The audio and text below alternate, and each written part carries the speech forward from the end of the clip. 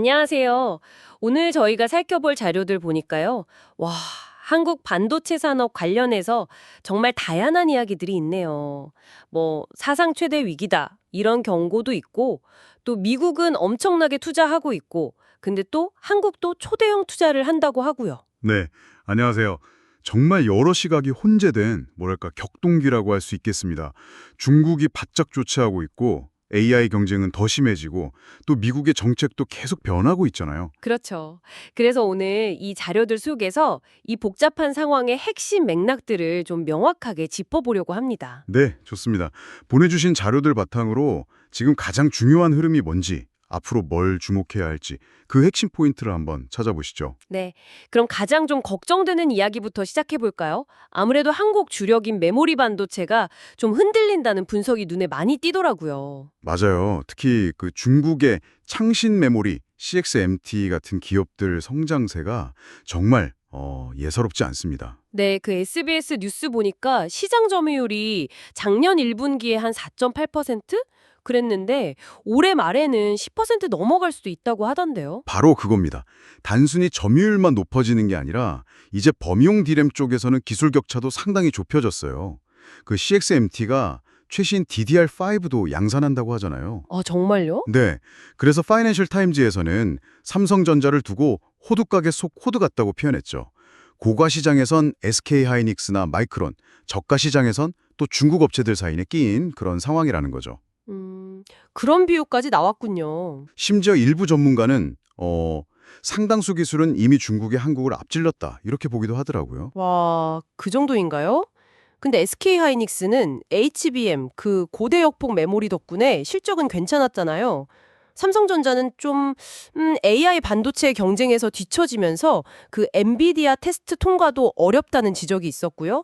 이건 어떻게 보세요? 네, 그게 좀 엇갈리는 부분이죠. HBM 호황이 SK하이닉스에는 분명 도움이 됐고요. 하지만 또 마냥 낙관하기 어려운 게 그 모건 스탠리 경고도 있었잖아요. 아, 그 빙산이 막아온다는 거요? 네, 맞습니다.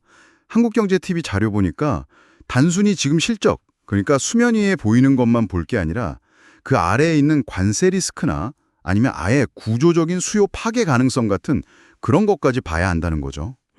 구조적인 충격까지요? 물론 뭐 과거에도 위기로는 많았고 결과는 좀 달랐던 경우도 있고요. 또 회사 쪽에서는 여전히 수요에 큰 문제는 없다고 보고 있긴 합니다. 이건 좀 균형 있게 봐야겠죠. 네네. 그런 한국 상황이랑 좀 다르게 미국은 AI 반도체를 중심으로 계속 치고 나가는 모양새예요. 그 타이거 ETF 자료에 혁신 선순환 사이클에 들어섰다 이런 표현이 있던데 이게 어떤 뜻인가요? 아, 그거 아주 중요한 포인트입니다. 그러니까 R&D에 막대한 투자를 해서 더 좋은 칩을 만들고 그 고성능 칩이 또 엄청난 매출과 이익을 내고 그 돈으로 다시 더 큰 R&D 투자를 하고 이게 계속 스스로 굴러가는 강력한 엔진 같은 거죠. 아, 그렇군요. 계속 스스로 성장하는 구조? 네. 구글이나 MS, 메타 같은 빅테크들이 계속 AI 투자를 늘릴 계획이고 또 엔비디아나 AMD는 뭐 블랙웰, 루빈, MI325X 이런 식으로 계속 더 강력한 칩을 내놓으면서 이 사이클을 더 빠르게 돌리고 있는 겁니다. 미국의 칩스법 영향도 크겠네요, 그럼. 한국경제TV 보니까 미국 안에 공장 엄청 죽고 있다고요? 그렇죠. 그게 또 투자를 촉진하는 요인이 됐죠. 다만 이제 트럼프 행정부가 다시 들어설 경우에 정책이 좀 바뀔 수 있다는 건 리스크 요인으로 꼽힙니다. 아, 그럴 수도 있겠네요. 네, 타이거 ETF나 한국경제TV 분석을 보면 법 가치를 아예 없애진 않겠지만 뭐 보조금 조건을 좀 더 까다롭게 한다거나 아니면 관세를 활용해서 민간 투자를 더 유도하는 식으로 바뀔 수 있다는 거죠. 압박하는 방식이군요. 그렇죠.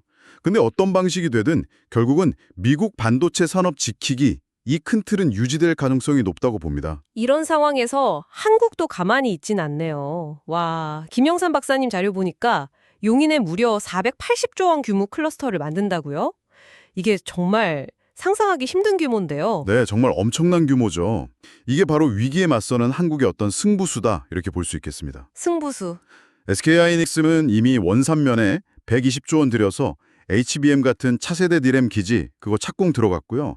2027년 양산 목표라고 하죠. 네.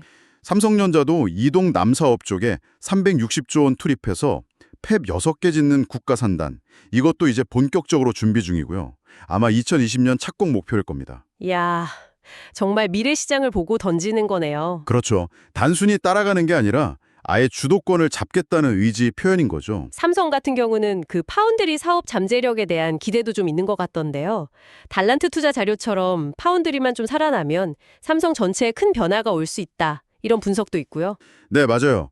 그리고 흥미로운 게 모건 스탠리가 SK 하이닉스에는 아까 말한 그 빙산 경고를 하면서도 삼성전자는 여전히 최선 호주, 그러니까 탑픽으로 꼽았다는 점이에요. 아, 그건 왜 그런 거죠? 같은 한국 기업인데.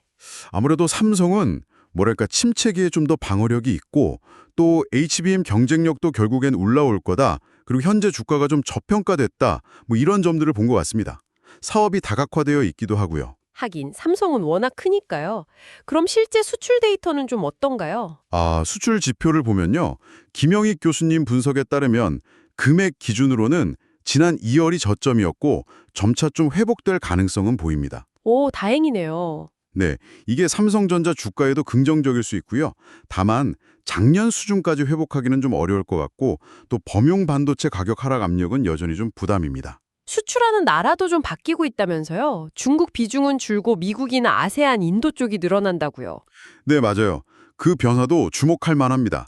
특히 장기적으로 보면 아세안이랑 인도가 굉장히 중요한 시장으로 커질 가능성이 높아요. 아, 새로운 시장이 열리는 거군요. 네, 물론 뭐 미국의 관세 정책 같은 불확실성은 계속 남아있겠지만 그래도 이 거대한 AI 혁명이 계속되는 한 반도체 수요 자체는 꾸준히 늘어날 거다. 이게 또 김영익 교수님 자료의 핵심 전망 중 하나입니다. 네, 오늘 쭉 자료들을 훑어보니까 한국 반도체가 확실히 중국의 거센 추격, 또 AI 기술 경쟁 심화라는 큰 도전에 놓인 건 분명해 보입니다. 하지만 동시에 용인 클러스터 같은 정말 과감한 투자로 미래를 준비하는 모습도 보이고요.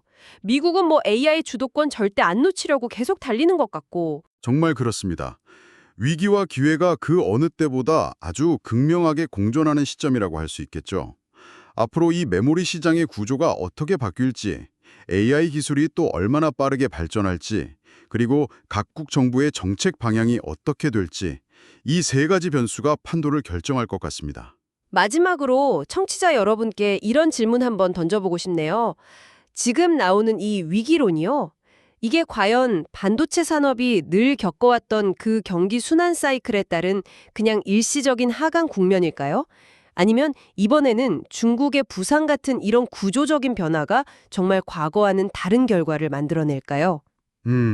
정말 중요한 질문이네요. 네, 이 질문에 대한 답을 같이 찾아가는 과정, 이게 앞으로 반도체 시장을 이해하는 데 가장 중요한 열쇠가 되지 않을까 싶습니다.